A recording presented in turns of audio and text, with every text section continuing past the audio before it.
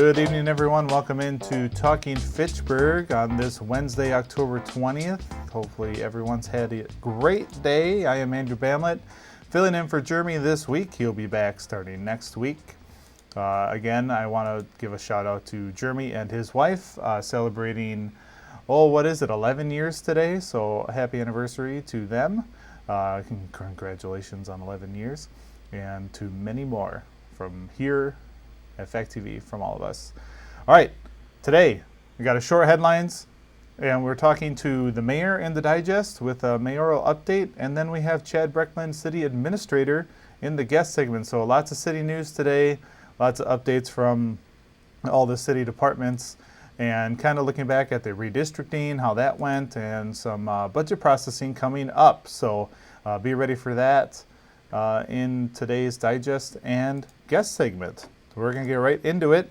And we have first here on the headlines is the Regional Transportation Plan 2050 public meetings. In Greater Madison, MPO's Connect Greater Madison Regional Transportation Plan 2050 is in full swing, and the public is invited to join in on the second round of public meetings in November. Discussion will include public feedback, to date results of recent planning work, draft RTP goals and policies, and next steps prior to releasing the draft plan early next year.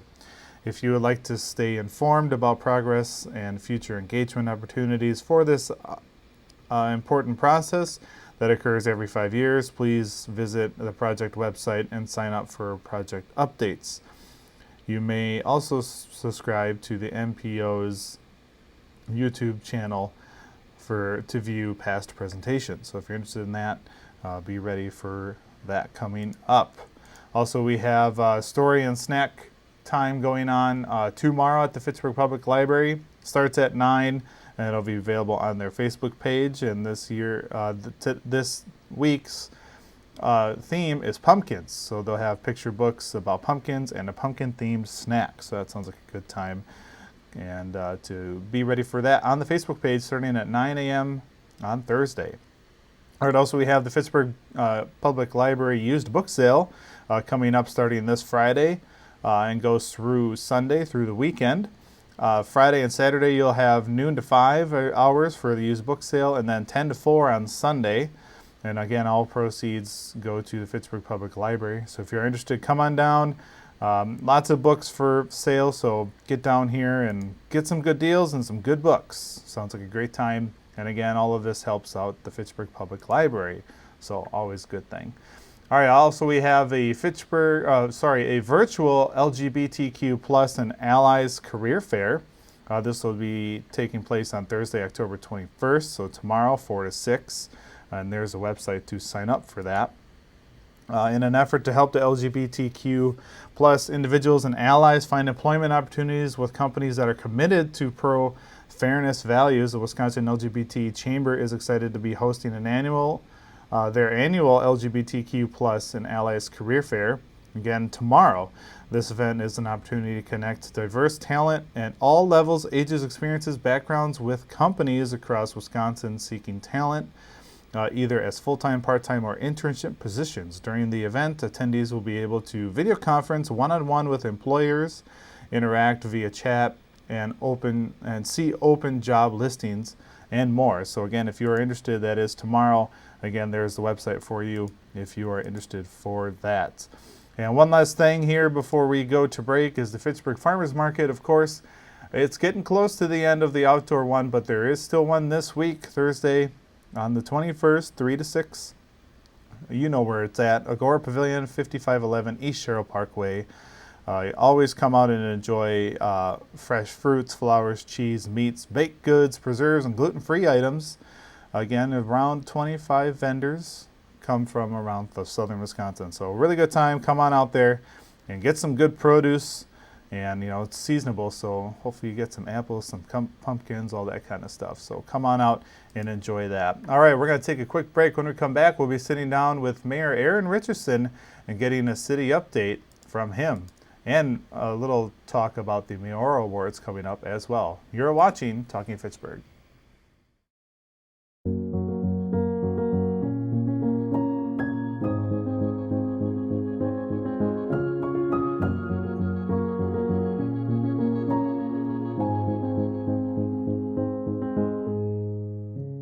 It takes all of us to slow the spread of the coronavirus, so follow guidance from authorities where you live and stay home unless absolutely necessary. Use a delivery service for essential items like food and medicine. If you must make essential trips, stay 6 feet apart from other people. Wear a cloth face covering and wash your hands for at least 20 seconds as often as possible. Visit coronavirus.gov for the latest information.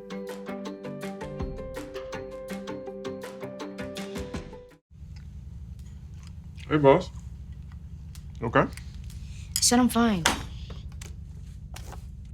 Me to bed, see you in the morning with the frosted Superman, but it wasn't on it, and we lost it. In my head, in my head, in my head. Where you at? Underlay in my head. Hey, son. Hey, Bob. You know you can talk to me. Yeah. We're all just trying to keep things running for those who rely on us. Ready? That's why we don't have time to be sick with the flu. And especially this year, no one has time to get sick. Get a flu shot for yourself and those around you too. Welcome back into Talking Fitchburg. Joining me today is the mayor of Fitchburg. We got him right here in person, Aaron Richardson. Aaron, welcome back to the show. How are you doing today? I'm doing great. It's good to be back.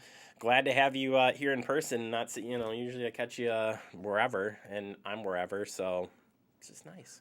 It's nice to be back here. We got a lot to get to today. We're going to jump right into it. We're in the midst of budget season right now. You put your budget out a couple weeks ago. People can go check that out online, fitchburgwi.gov. What are some highlights in the budget this year? The biggest thing this year is we really now need to incorporate the town of Madison. And so that is really having a huge impact on the budget as a whole and really driving a lot of new staff positions. So there's a lot of new staff positions. Almost every department is going to be impacted and given more capacity. That's necessary. There's a few departments that I couldn't quite get to. I will next year, hopefully, depending on how everything works out. But that's the plan, is for next year to do that. Really try to do positions that have a broad impact and do a couple of really new, innovative things as well. Two things I'm really excited about that are new. One is we want to add more social workers to the senior center because we're getting a lot more senior developments and they have a huge need. But then as we were thinking about it, we also thought about, okay, what about having that position where maybe they can't use a full person, but maybe it's a full-time position that is half senior center and half police department. And so that person now is also going to have a foot in the police department and can really help with all the things that they're dealing with. And that's where I think when you start looking at different ways of providing police services, that's a really innovative or neat way that I'm really excited about seeing how that comes forward, because I think they can be a little more proactive. And then, excuse me, you might have people who aren't using the police department in 911 for social work. We're actually having a social worker being proactive for that. So I'm really excited about that piece. And then another piece that I think a lot of people here hopefully are going to be excited about is what's called like a clerical float position. And that's going to be a position that helps a lot of different departments, especially in their busiest times of year. And so for the elections, it can help out the clerks. When we're doing something like economic development does their business luncheon, maybe they help out with that.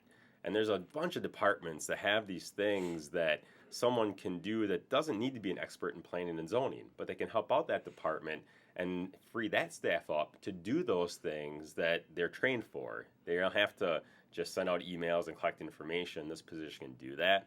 And then another thing that's exciting about that is it's an entry-level position, but you get exposed to so many different parts of the city that you might say, oh, I never even considered assessing before. This is interesting.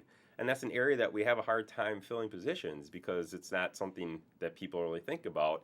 And so it might be a really good feeder program into some of these other departments as well. So we're very excited about that. That is good. Both the police want that. That's huge, and we're seeing a lot of departments do that across the area and the country.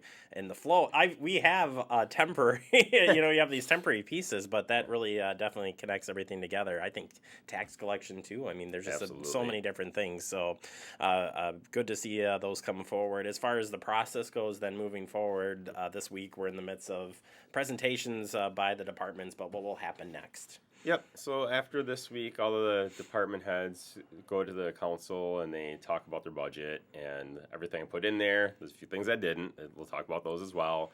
And then the council members have about 10 days to send in amendments. And I know at our next council meeting, members of the public can come in and speak however they want, good or bad about my budget. And then after the amendments are in, then we'll discuss those amendments in our committee of the whole at the end of October. And then from there, we will then kind of vote on the final budget, the first meeting that we have, first official meeting in November, which is the second Tuesday of the month. We're going to have a special meeting the first Tuesday of the month, but it's the second Tuesday, which I think is November 9th, November 9th maybe. Yeah, I believe it's the 9th. Yeah. Well, we can clarify that one. And finally, it just occurred to me that you're the first mayor that's getting the longest term. Are we starting to see some of the benefits from that, that you have been in office a little bit longer and be able to carry the budgets on? Because that's a huge part of this. Yeah. I think that there's a lot of benefit to doing that, since this would be my third year, which, in theory would be that bonus year that we haven't had in the past. I actually have another year after this. I think it is helpful. I do feel like I've been able to build towards this budget for 2 years now, and knowing something like the town of Madison is coming up, I've been able to clean up a lot of things that were kind of just pushed back in the past. And so we've really, I think, gotten the budget in a great spot, and I'm being able to keep that consistency there. So I feel like it's been a great thing. I think 3 years is fantastic. So, we'll see going forward. I like to think that I'm an excellent mayor, so of course you want an excellent mayor to be around longer. I'm not supposed to laugh on this, right? Wait, why are you laughing? You're not my boss. I don't know what you're talking about. No, I do. I agree. I think it gives you a little bit more grip into doing it, and definitely came at a really good time with Town of Madison, as mentioned. And we'll talk about Town of Madison more as that's coming up. So there's a lot of work happening behind the scenes on that. But budget kind of is that first big step, and we're putting it forward, even though the town isn't here yet. Coming next year. I want to get into redistricting really quick, because that also is going on. Tell us the update on that front. That's fast and furious. Unfortunately, we're usually supposed to have about 2 months to do this, and we don't this year because of some of the requirements we have in notifications. Really, this week we're hoping to and expecting to get what we think our map should be, and we're pretty limited, frankly, by a lot of different things. But we're going to keep the 4 districts, and they have to be about the same size. And so you look at the districts that have grown a lot, like 3 and 4, those need to get a little bit smaller. And then you look at something like District 1, who hasn't grown, but the city has grown, so we do need to make District 1 bigger. One of the things that we're really struggling with that they talked about last night was that right now, District 1 is what we call a majority-minority, because there's so much great diversity in that district, but we have to add more people to the district, and unfortunately, everything around there that you would add doesn't have a lot of diversity, and so you're diluting that diversity. You want to make sure that all people in the city have a good voice, and you don't want to dilute that voice. So that's one thing that we're really struggling with right now. The limits that we have, though, really can kind of put it where you don't have a whole lot of options, and so we're doing that. The second piece to this, which isn't as time sensitive, is just looking at polling places, and so we're going to look at those and maybe move those around a little bit as well, and this group will do that. But it's fast and furious. We're having a special meeting on November 2nd to approve the maps, but you'll have some opportunities. I hope public can look at those and provide their input at one of our council meetings. That's probably the biggest thing for me that's most disappointing, is because of this compressed schedule that is being put on us, we can't get the feedback from the public that I would like to get. Yeah, I think that's really important that you did mention that, because I would be questioning, why is this happening so quickly? What's the meaning behind it? But it is, you were dealt the cards you were dealt with, more or less, and have to deal with that. All right, let's end on the Mayoral Award, something you had started up since you've been mayor, and when will this be happening? We're going to have a ceremony on October 25th. It's a Monday night at 5 p.m. right here at City Hall, playing right now in the council chambers. Anyone is welcome to attend, and we're going to have the 3 winners like we've done the last few years, where we recognize a member of the public, we recognize a business in Fitchburg, and then also there's a staff recognition as well. So those winners are going to be announced soon, and look to Fact TV for those winners. I can't believe you're letting us announce it. How exciting. I'm so pumped. Well, we'll have that for you coming up here real soon. Aaron, thank you so much for your time as always. We're out of time. You take up so much time. There's a lot going on. That's a good thing. We like it. All right. We'll check back in with you hopefully next month. All right. Thank you much. You bet. Aaron Richardson, you can catch him online because we have like all the meetings online where he's at. So I'm just saying. And make sure you check out the budget and follow the redistricting and the Mayor Awards coming up. We'll take a quick break. More to come. You're watching Talking Fitchburg.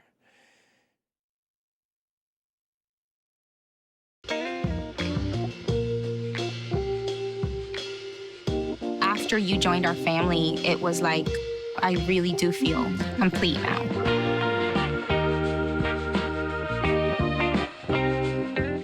Brandon met a girl on a dating app. He finally found the courage to ask her out. No answer. He started to panic. Was he being... Hey, sorry I didn't respond. I was driving. She must be a keeper. We're all just trying to keep things running for those who rely on us. That's why we don't have time to be sick with the flu. We don't have time for delays. We don't have time for spills. Next. We don't have time for setbacks. Let's be real. Getting the flu shot helps you fight the flu. Get a flu shot for yourself and those around you too. Welcome back into Talking Fitchburg. Today I have the pleasure of sitting down again with Chad Brecklin, our city administrator. Chad, welcome back to the show. Thank you, Andrew. How are you doing today? I'm doing great. Yourself? I'm doing fine. You know, I think maybe you've done at least my last couple of interviews on Talking Fitchburg, it seems. So I'm starting to wonder if Jeremy's avoiding me. Well, I don't know. We'll have to ask him after when he's back in studio here. But yeah, he seems to like, maybe Andrew can handle it this time around. I must not rise to high enough on his list of people he wants to devote his time and energy to, apparently. Or he just likes our interaction so much. He's like, you know what? You've got it. We that got could this. Maybe we're just a better team, you and I, instead of that you could and Jeremy, be. so. He may feel that I'm just in good hands with you and he doesn't need to be around. Well, if we had his way, I would be doing where I am right now all the time instead of him. So I mean, let's not get too carried away here. Well, maybe we should make some changes in his absence. There we go. Maybe we should do that. Anyways, today we're going to talk about, we got some bigger processes here to talk about today, and we're going to start with the redistricting update and kind of what happened with that. You had a few meetings a few weeks ago. Yeah, absolutely. So redistricting is a process that happens every 10 years after the 10-year census. And as we've talked about on this show previously, we were under a highly compressed timeline than we typically have in order to accomplish a redistricting process. So, by way of history, so to speak, typically we have at least 60 days or about 60 days to do this process. And we also typically will receive the census data in March of this year. Unfortunately, the process was delayed. We didn't get access to the census data until August 30th. And once Dane County established its timeline for redistricting, we basically were provided with a 3-week window to accomplish our work. Dane County has selected its option that it's using for redistricting county district representation. And one of the requirements for our municipal wards is that they cannot cross county supervisory districts. So that was one main component that held us up in the process, and not because the county was moving slow or anything like that. It was just because we needed to wait to see which one of the 8 options the county was trending towards before we could really get to work on our own local redistricting. So we did have a committee, an ad hoc committee was put together by Mayor Richardson that consisted of a group of citizens, I think 7 in total, one of which was Alder Udell. He was the chair of the committee, and then there were 6 other representatives of the community. 4 representing each one of the 4 aldermanic districts, 1 representing rural Fitchburg, and then 1 at-large member. We're all part of the committee. And as part of that committee, we looked at, I believe, a total of 6 options. And the committee ultimately selected out of the first batch of 4 options. They leaned towards option 1, which led to the creation of option 1A and 1AB. And ultimately, the committee recommended option 1AB. There is information out on our city website that shows all of the options that were considered, and also obviously highlights option 1AB as the recommended map coming out of this ad hoc committee. What is next for folks to be aware of is that the city council is having a special meeting on the topic of option 1AB and potentially taking action either to approve or not approve that map. So folks, if they want to share any input, they have a couple of options available to them. There is the ability to obviously look at the city's website, and they can email or otherwise contact Tracy Oldenburg, our municipal clerk, and share any feedback that they have on option 1AB in particular. And then there would be an opportunity for people to appear at the October 26th council meeting if they wanted to provide any feedback there during a point in the agenda where that would be appropriate. And then, of course, they could certainly appear on November 2nd. And I believe that meeting, if you got 1 second, is, I want to say at 5:30. Let me just double check my calendar. Yes, that special meeting is going to be held at 5:30 p.m. on November 2nd in the city council chambers, and members of the public could certainly come and provide their feedback at that point in time as well. You guys did a lot of work in those few weeks, and I know I sat in for I ran one of the meetings, actually the one where you adopted it or recommended it through the committee. So you guys did a lot of good work in a very short amount of time, but I think it'll be good moving forward. And like you said, public still has the chance and the council to make any changes to that. And this was big in part of the annexation coming as well, right? This redistricting process. Yeah, absolutely. The process was done with the town of Madison absorption in mind. We had talked to some state officials about planning for that absorption, and they were comfortable in allowing us to incorporate that into our thought process.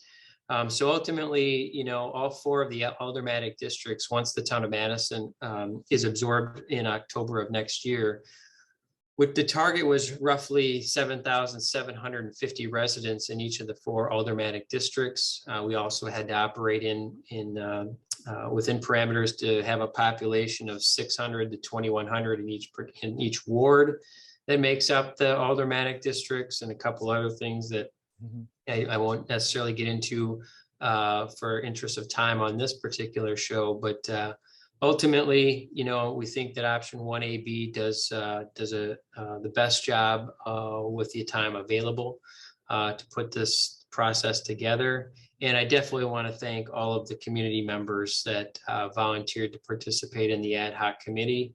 Their input and participation was quite valuable and insightful. And I also want to acknowledge Tracy Oldenburg and Wade Thompson behind the scenes here, city staff, who are also quite involved in the process and did a lot of work behind the scenes, and a lot of it was time sensitive on top of it. So I appreciate the work of both of those two. Well, perfect. Yeah, it seems like a really good group here moving forward, and we'll see what happens here in the council meeting. The next topic we're going to talk about, which will take up the rest of our time, is the budget process and kind of what's coming up for public and what's coming up with the city for the budget. Yeah, absolutely. Thank you for wanting to talk budget as well, Andrew. I think that's also something that we always value public input on. The mayor has released his proposed budget at the end of September, and then alders have had the opportunity to review his proposed budget and have now submitted amendments that are proposed. Those amendments will be released, I believe, later this week to the public for their review and information. And then ultimately, the city council will debate those amendments as part of the budget process at the committee of the whole meeting coming up on October 27th in the city council chambers. And then the council would intend to take action on the budget at their regularly scheduled meeting on November 9th at 7:30. And there will be obviously a public hearing in advance or as part of that meeting on November 9th. So if anyone has an interest in providing feedback on the budget or the amendments to the budget, they are highly encouraged to do so by appearing at that meeting on November 9th. And I assume that virtual participation will also be an option. Yes, absolutely. We'll be continuing the virtual part of the meetings here. So if anyone is interested but unable to make in person or does not want to make in person, we'll have the virtual option available for that. Absolutely.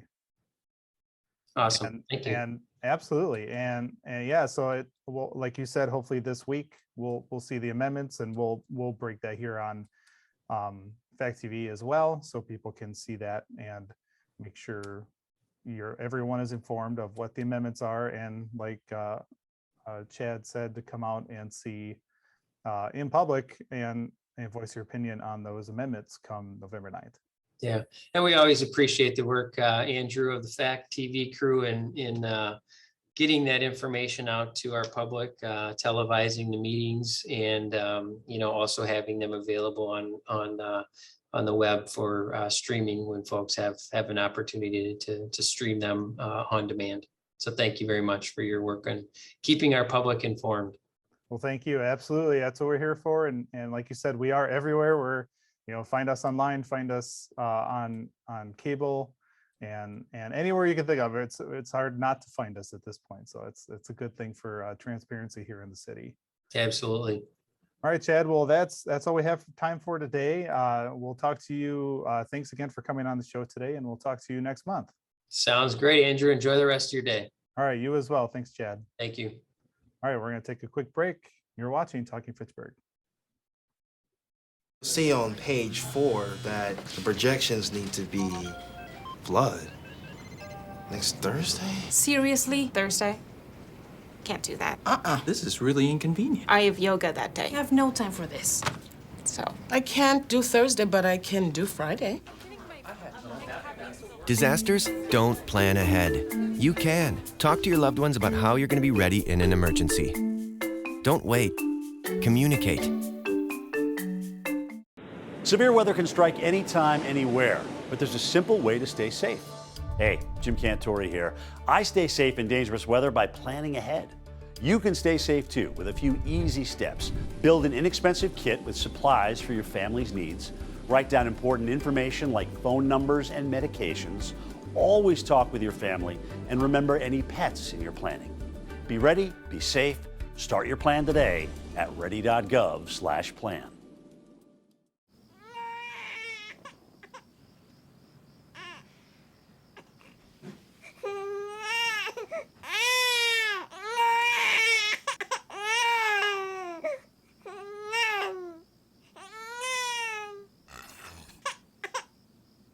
If you love them enough to suck the snot out of their nose at 4 a.m., then surely you'll check nhtsa.gov/the right seat to make sure they're in the right car seat.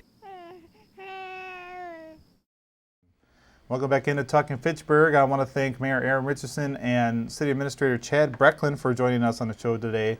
And be sure to check out those on the Facebook. The mayor update was from last week, and Chad Brecklin's will be up later today to find out all that information. All right, we're going to call it for a day. Stay connected with Fact TV. Everyone have a wonderful evening. We'll see you back here tomorrow.